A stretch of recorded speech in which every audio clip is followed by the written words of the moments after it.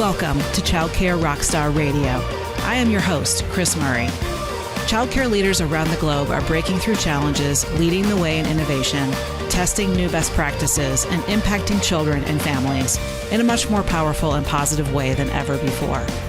Each week, join me for interviews with early childhood leaders and experts that will leave you inspired to become the next childcare rockstar. Now, let's go. This is Childcare Rockstar Radio, episode 131, featuring Dr. Kate Lund. Hey folks, welcome back. I am Kris Murray, your host, and I'm thrilled that you're here at Childcare Rockstar Radio. If this is your first time tuning in, welcome. And for those of you that are old veterans of my show, welcome back. Today's guest is peripheral to the world of early education. Certainly the topics that we talk about today do impact teachers, and we will view them through a preschool lens. But Dr. Kate Lund is a clinical psychologist who has helped children primarily in the K through 12, but especially elementary school ages. And so for those of you with after-school programs, for sure, you're going to love this one. It's all about her 7-pillar strategy for social emotional wellness and how to strengthen resilience. And we have talked about this topic before on the podcast, but I felt that it was important enough in today's world. We have so many kids dealing with anxiety in the classroom and adults dealing with post-pandemic stresses, and just wanted to revisit this again. And Dr. Lund has a unique viewpoint on it. She's written a book called Bounce: How to Help Your Child Build Resilience and Thrive in School, Sports, and Life. And so we're going to meet her and learn all about this world and get some new strategies for helping kids and adults and teachers be more resilient when they are facing challenges or when life is not going their way. So before we dig into that, I want to thank our two friends who are sponsoring this episode in part. Thank you to Brightwheel. This episode is sponsored in part by Brightwheel, the complete preschool and childcare management software that integrates everything you need to easily run your program in one place. Have a strong start to the new school year by using Brightwheel to build quality connections with families and staff. Brightwheel is the leading software in early education that can help you share milestones, videos, and photos with families to connect them to their child's learning and centralize messaging, newsletters, and alerts so families never miss a message from you again. Visit mybrightwheel.com/rockstar to get 50% off. That's half off, guys, your first 3 months of Brightwheel. Again, 50% off your first 3 months at brightwheel.com/rockstar. And our other amazing partner in sponsorship is CCEI. New school year is officially in session, and our friends at CCEI, Childcare Education Institute, want to help make it your best one yet. That's why they're giving our listeners free access to their online course, The Developmentally Appropriate Classroom. In this quick 1-hour course, you'll learn everything you need to know to create a safe, secure learning environment that's full of opportunities for your students. The best part is, because the course is entirely web-based, you can access it from any device and you can start and stop it whenever you like. It's self-paced. To claim your free online course, simply visit cceionline.com before August 30th. Select Enroll Now, and then use code CCSC8, the number 8, CCSC8 at checkout. You'll quickly see why early childhood pros across the nation trust CCEI with their professional development. And again, that's code CCSC and the number 8 in the promo code box before you check out. All right. So Dr. Kate Lund is an interesting individual. She's soft-spoken, mild-mannered, very into sports and fitness, which is also a resilience strategy that we talk about, by the way. And she actually has a course that is a companion to her book Bounce. She also has a companion guide with the course and the book that will give you action steps and exercises for how to implement all of these strategies. So it's very cool. She has developed what she calls the 7 pillars of resilience for children. And we talk through the 7 pillars. And the first pillar is tolerating frustration. So we talk through specific strategies for how to be more tolerant of frustrating circumstances, especially helping little kids deal with when they're frustrated, right? And so I think if we can master that as parents and educators, we have come a long way. And then, of course, frustration in ourselves, we all go through it. And so if you're a leader, director, or owner, this is also going to be extremely valuable for you because you're going to be able to use these strategies not only for you and your family at home, but for the people that you lead.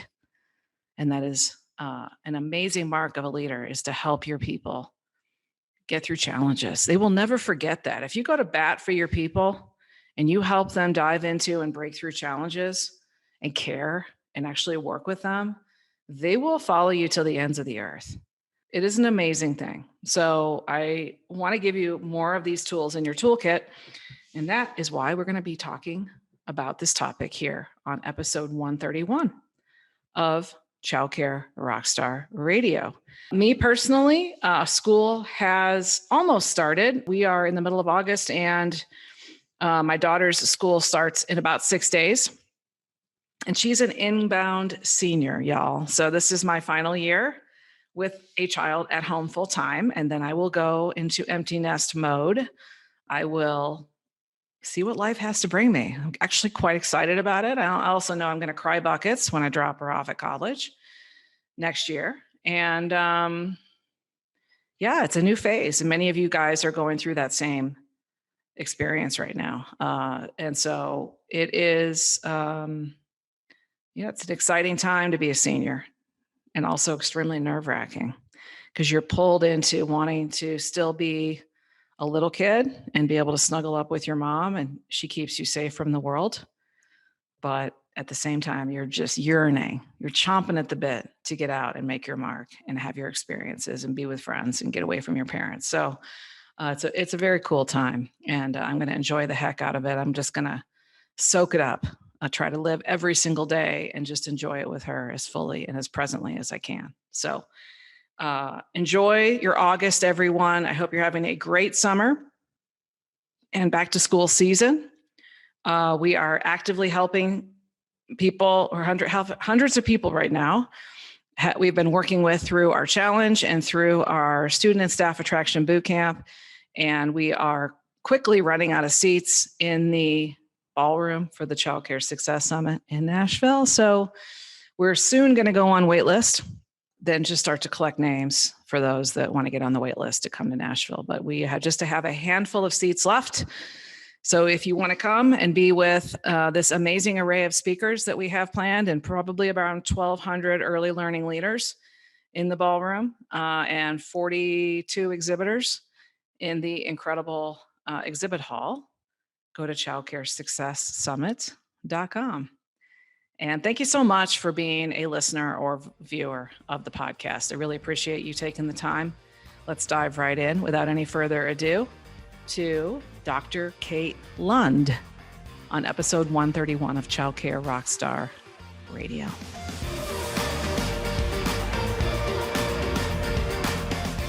Hey, everybody. Welcome back to the podcast. I am Kris, your host, and I'm thrilled to have you back and to introduce my amazing guest today, Dr. Kate Lund. Kate, how are you?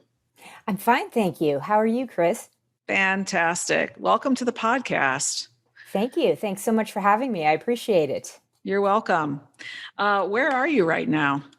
I am in Seattle, just north of the city. I think that that's a beautiful part of the country. Are you getting much rain? You know, technically, we've had the worst weather year in a long, long time. Really? And it's been intense. But after the 4th of July, our weather generally shifts for the summer, and that seems to be happening. So fingers crossed, we're gonna be improving. Fingers crossed. Good. Yeah. So tell us a little bit more about what you do in the field of education, and just help our audience get to know you a little bit better. Sure, absolutely. So I'm a clinical psychologist, and I've spent about the past 2 decades working with folks across the lifespan, but have done a tremendous amount of work with children, families, both inside and outside of schools. One of my areas of specialty is working with children who have experienced a significant medical illness or some sort of physical disability, and helping them to sort of build the coping skills that they need to kind of resume life, a typical sort of life for them. And that often includes, work within the school systems and such. Right. So you're the author of a book called Bounce: Help Your Child Build Resilience and Thrive in School, Sports, and Life. How long ago did you write that book? I wrote that book in 2017. Okay. So it's been about 5 years. And what was the vision, or just, what were you trying to accomplish? Why were you driven to write the book, I suppose? Yeah, well, the book really brings together sort of my vision of sort of the characteristics, the skills, the things that kids need to be resilient across the domains of their life. And I think that a lot of that came out of my own experience as a child, sort of navigating through a significant medical illness from the point that I was 4 until really, my teenage years, and kind of learning what it meant to move through and beyond challenge. And so the book really brings my own personal experience together with my professional experience working with hundreds of families and children, also grappling with challenges in some ways similar to the one that I had going on when I was younger. So we're going to dive into this topic with Dr. Lund. But before we do, let's learn a little bit more about you personally. So tell us a little bit about your home life, or things that you like to do when you're not working. Sure, absolutely. Quite a robust and busy life at this point. I've been married for 25 years, and we have 14-year-old twin boys. Great kids. They keep us on our toes. The boys are best friends, but extremely different. So kind of moving a million miles an hour in different directions. Right. And, keeping up with that is intense. Beyond that, we've got 2 dogs. They also keep our lives interesting and busy. Yeah. And we're golfers, play a lot of golf on the weekends. Great. And, into travel, cooking, and I would say fitness. So awesome. We're busy. Things have us on our toes these days. That's great. I am just getting back into the sport of golf after about a 25-year hiatus. So I'm working on relearning and recrafting, like my swing, my putting, my chipping, all the kind of the core skills, kind of trying to come to it as, just a fresh learner. It's not easy. That is a challenging sport, let me tell you. Yes, it is a challenging sport, and it's fun though. It's fun, yeah. But you've got to have your head, and sort of be able to manage your stress response out there. And I don't know. I find that I lose most of my strokes in putting, so that's a real challenge area for me right now. Yeah. Cool. Awesome. And what is a fun fact about you, Kate? Something most people do not know about you.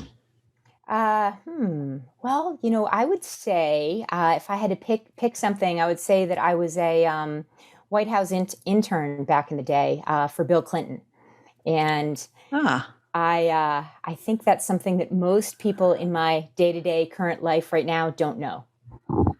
That's very interesting.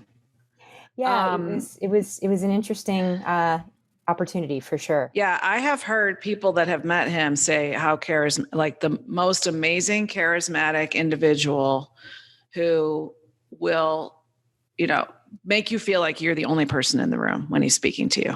That's like part of his magic and his charm, which is incredible. Yeah, quite charming, quite charismatic, and I didn't have obviously much one-on-one contact with him, but I do Sure. remember, there were numerous points throughout the experience where, all the interns would be sort of in a line, kind of watching the helicopter land or something along those lines. And there was one evening when we were all going out to see Schindler's List. It had just come out, and Uh-huh. he came up to the line and kind of talked to each one of us individually, about the upcoming movie. So that was a pretty cool experience, and that charisma really, really came through at that moment. Yeah.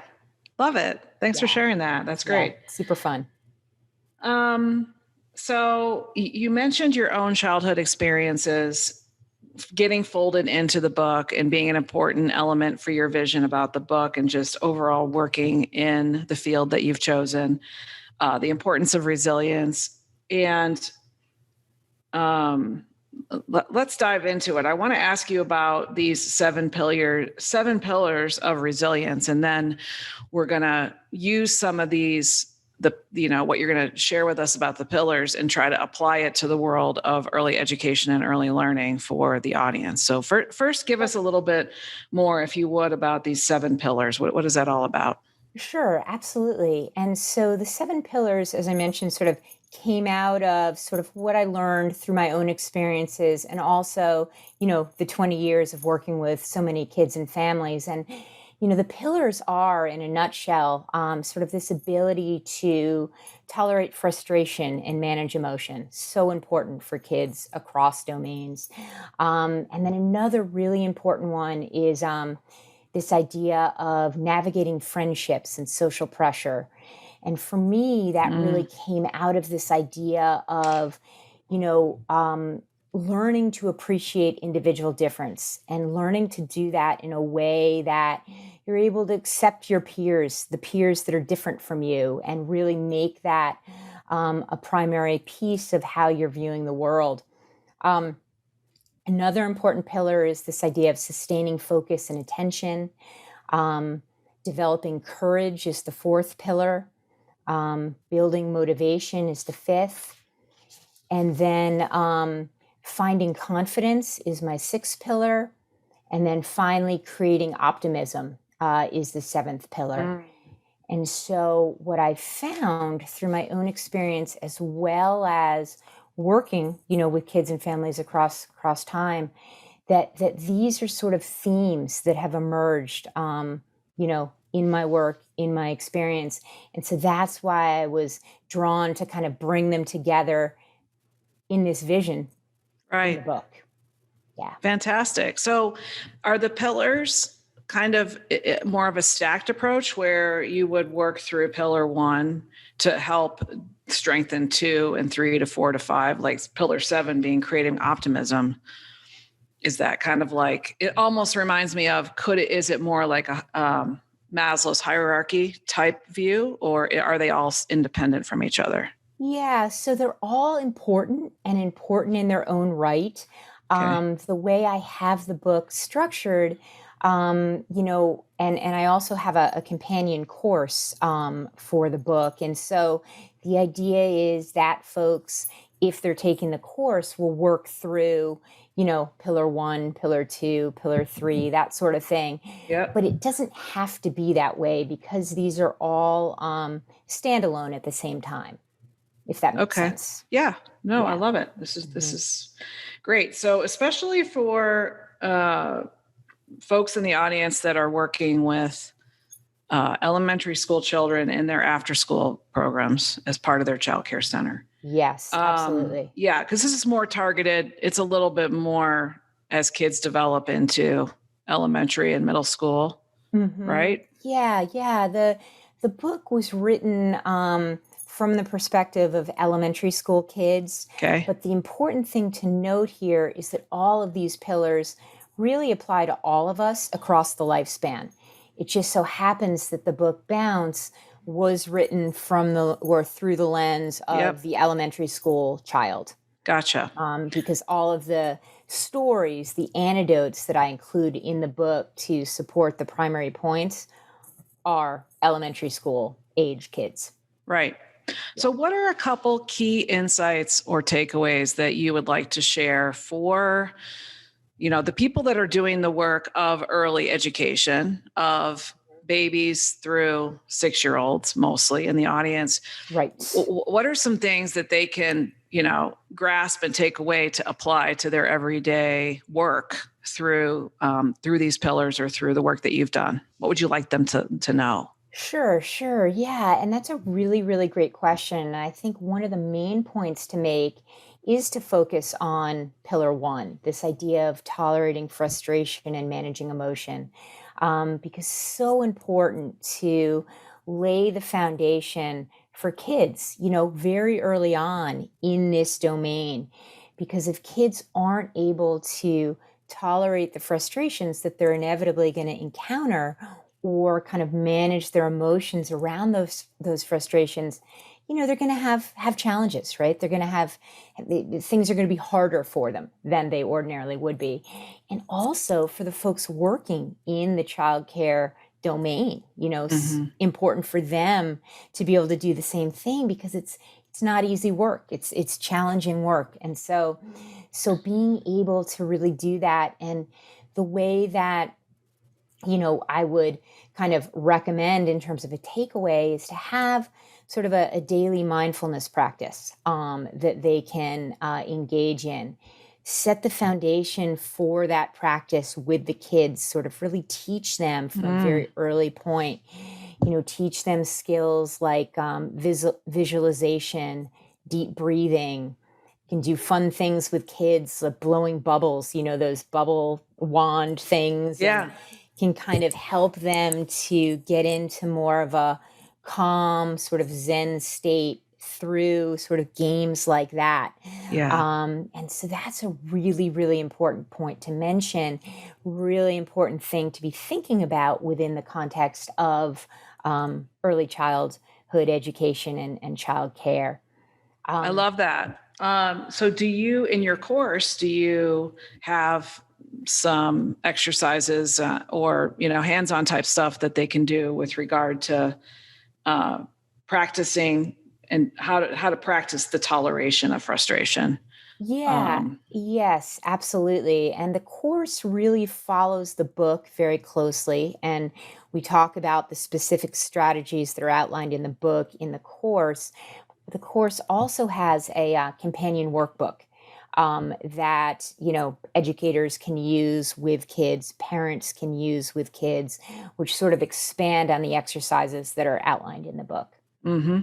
So Love that. that is a piece. And then the other sort of big point in terms of takeaways is this idea of helping kids understand that we're not all the same, and to help them to, from a very early age, understand this idea of individual difference. And sort of, if there's a child who's different in some way, either physically or, has something about them that makes them stand out in a way that could lead them to, be viewed as different, feel different, it's important to help kids understand that it's important to bring them into the fold, accept them for who they are, because, we're all different, and it's too easy to fall into that bullying trap without that sort of foundational education. Right. So what we're seeing, Dr. Lund, is we're actually seeing post-COVID issues in the classrooms in the centers that we help and serve. They're having an exponential increase in behavioral issues for the little ones. And so they're calling in all sorts of, they're helping each other connect with local experts, resources, and people that can come in who are, qualified to come in and really help kids that need extra attention and care. So, have you noticed what has been your experience with kids coming out of the pandemic? Are you noticing higher levels of anxiety and behavioral stress? Yeah, I would say for sure, sort of in a global sort of way, it's not with all kids, but sort of globally across kind of the continuum of kids, adults, parents, the stress is high out there and people are Mm-hmm. struggling. And it's very, very hard. And so that's why it's so important to focus on this idea of, how to help folks manage their stress response. Because, when we think of a stress response, we want folks to be sort of, I don't know if you can see my hand, but Yeah. starting from an even baseline such that when a stressor hits, they might only sort of elevate to this point. But Right. if you're starting from this point and then a stressor hits, it's just Yeah. there's an implosion, there's a Yeah. shutdown. Yeah. And so really helping folks to develop a routine for managing their stress response day in and day out, just make Mm-hmm. that a part of what happens is so, so important because, we're in a point where the stress levels are really high out there. People are struggling. And then on top of that, there are going to be those inevitable day-to-day stressors that are going to hit all of us anyway. So Yeah. it's a question of that management is very, very important.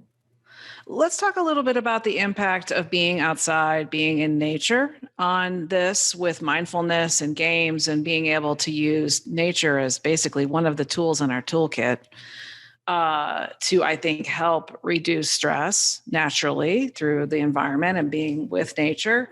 Tell me more about that, because I know you also have a piece of, there's a sports focus as Mhm. well in this book. So whether it's just doing games and activities outside, or it is actual organized sports, how does that fold into this whole conversation? Huge point and such an important point. And so we know all of our research says that physical activity is one of the most powerful things we can do to manage our stress response, to develop coping skills, to just be at our best. And Yeah. so an absolute sort of primary recommendation is to be incorporating, time outside, time in nature, active time for kids, for adults who are working with the kids. I mean, one of the primary pieces that I work with folks on, day in, day out, is really establishing these fundamental building blocks of wellness. And exercise, physical activity, time in nature, those are all part of those primary building blocks of wellness. So, Yeah. huge point. So, getting the kids out there, helping them to internalize the importance of incorporating movement and physical activity into their day to day is huge. And Yeah. some kids will be, sort of wired for organized sports and they'll be, really into the team, aspect of things. Some kids, might be more into, sort of doing it on their own or just, having play be their primary sort of avenue. So Yeah. it's very individual, but Sure. such an important point that you bring up. Yeah, thank you. I totally agree with you. And I've been exploring my own uh, strategies for using outdoor meditation or outdoor just laying in the grass, earthing, Yeah, yeah. just trying to be present outside and having and enjoying it as part of my day. And it's been impactful. Absolutely. Yeah, Yeah. It's a powerful, powerful thing and so important. And there's tons of research supporting it as well. right. Yeah. Um, Good. Well, we've talked about, the main strategy of daily mindfulness and also combined with outdoor um, play and sports are two things that childcare leaders and teachers can do to Mhm. help themselves as well as kids tolerate feelings of frustration. Yes. Any other tips that you can share around this? Well, I think another really important tip for folks out there is this idea of helping kids to navigate when things don't go as planned. Sort of helping them to understand that it's okay to fail. It's okay for things not to work out the first time, out of the gate. And it's okay, not only okay to try again, it's important to try again. And so that's sort of important in laying the foundation for kids to not develop sort of a fear of failure that's going to hold them back in the long run. Right. So I think that's important, again, for all of us across the lifespan, but particularly important to be kind of laying the foundation for that idea, in younger kids. Yeah.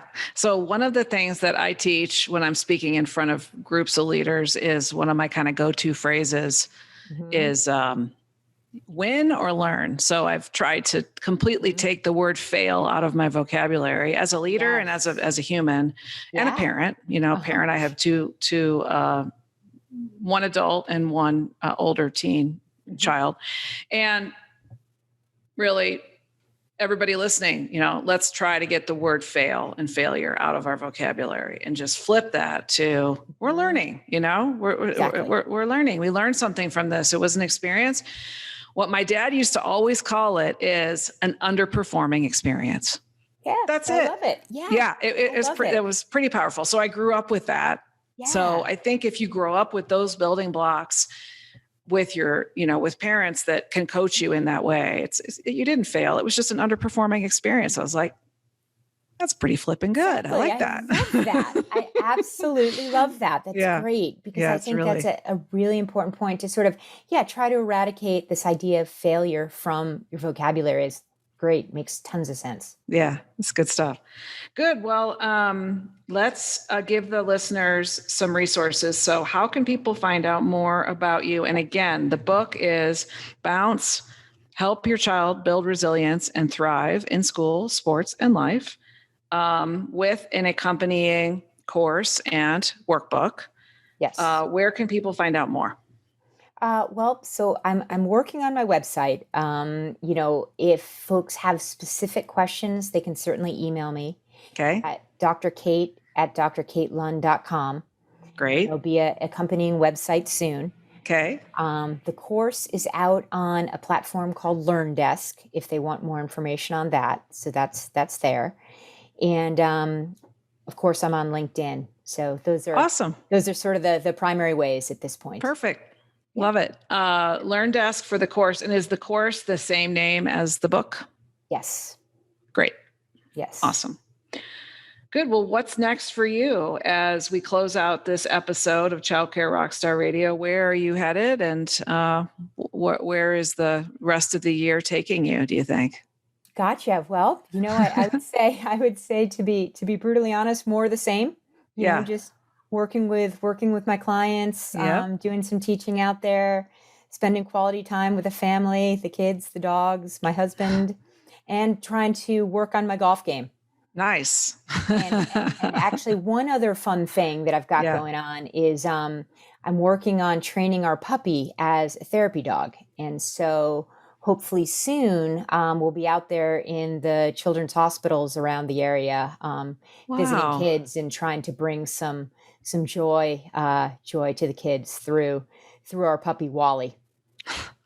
Wally, the upcoming therapy dog. I love that. Yes. What is Wally's breed, or is he a mix? Wally is a Brittany Doodle. Okay. So he's a Brittany Spaniel standard poodle mix. Yes. Oh, nice. Yeah. Love that. Yeah. I love the Brittany Spaniels. They're so cute.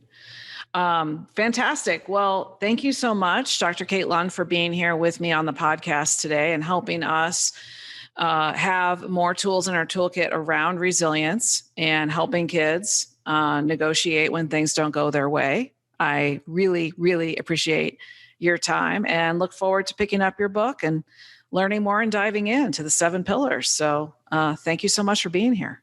Excellent. Well, thank you so much for having me, Kris. I greatly appreciate it. It was super fun. You're quite welcome. Thanks everybody for tuning in, and we will see you all next time on another episode of Childcare Rockstar Radio. Take care and God bless. Take care. Thanks so much. Take care. Bye. Bye.